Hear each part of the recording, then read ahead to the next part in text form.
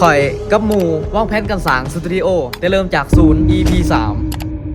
ตอนนี้ได้จัด GoPro 13 Black มาแล้วบอกเลยว่ายังจำได้มาในราคา 6,800 บาทเป็นของมือสองแต่สภาพยังโคตรใหม่โคตรเอี่ยมที่แหลกกล่องที่เช็คลิสต์ไว้ก็คือ DJI Action 4 หรือ Action 5 Pro แต่ GoPro แม่งปล่อยมาในราคาที่โคตรถือโคตรคุ้มอ่ะจัดดีครับสิถาว่าแสงยังล่ะ DJI เอาไว้ทีหลังแล้วค่อยว่ากันใหม่ตัวกล่องยังอยู่กับจิมมี่เพื่อนที่อยู่ไทยนั่นแหละเขาก็ว่าตอนนี้ขยับขึ้นมาอีกเก่าแล้วเหลือแค่อุปกรณ์ตัดต่อก็เล่งพวก iPad Pro M4 ไว้แล้วกาวาจะใส่งานไปยาวๆเลยแต่ราคายังสูงจาก30,000โอ้โหบัตรนี้ต้องหาทุกวิธีทางเพื่อหาเงินมาจัดแล้วแหละและที่สำคัญมีสมาชิกเพิ่มมาอีกคนนั่นก็คือ TikTok เชนบ้านแดงอยู่ปากซองขึ้นกันนี่แหละทีมงานตอนนี้รวมแล้วก็มีกัน3คนจิมมี่ทำงานอยู่ไทยเซนก็ใกล้จะเรียนจบมัธยมม.ปลายแล้วส่วนขาวเขาเจ้าตอนนี้ยังหาหันขาออนไลน์ที่เขาเปิดหับตัวแทนขายของอยู่คิดว่าน่าจะใส่ช่องทาง TikTok รีวิวขายของส่องคอยกับเชนก็มีผู้ติดตามพอประมาณหนึ่งอาจจะขายของไหนอยู่มั้งแล้วคอยจะหาเพิ่มอีกจากการไลฟ์สดแล้วก็เทรดแต่มาอยู่บ้านก็ศึกษาเรื่องการเทรดปรับทำความเข้าใจกับตลาดอีกครั้งเพราะบริเทรดมา2 กว่าปีแล้วมันก็มีลงลืมๆกันบางส่วนแหละเนาะทุ่มเททั้งชีวิตเพื่อสร้างมันขนาดนี้เพื่ออยากให้มีคอนเทนต์ดีๆคือประเทศอื่นๆเขาแหละนะเชื่อว่าเศรษฐกิจบ้านเฮาที่ยังพัฒนาไปบ่ถึงไสมันบ่ได้เป็นขีดจำกัดว่าคนลาวเฮาจะสร้างสิ่งหนึ่งอันยิ่งใหญ่บ่ได้ทุกคนเด้คิดว่าแนวใดเจ๋ง